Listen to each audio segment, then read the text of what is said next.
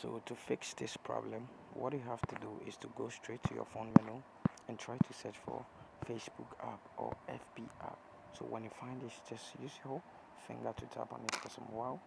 Tap on app info, and now when you get to your app info, what you have to do over here is to tap on the permissions and make sure every permission is allowed. So as you can see, everything permission is allowed over here.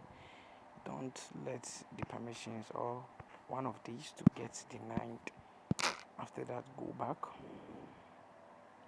tap on notifications, and make sure the show notification is still good on. So as you can see, every notification is still good on over here.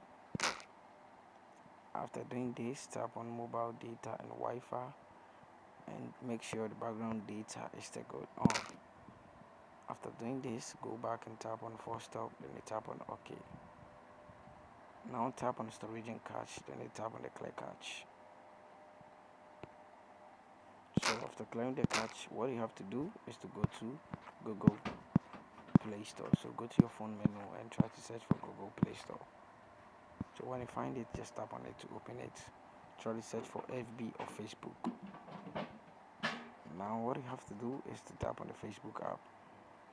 Make sure you get the latest update of this Facebook app. So if you've not get the latest update, then try to update it.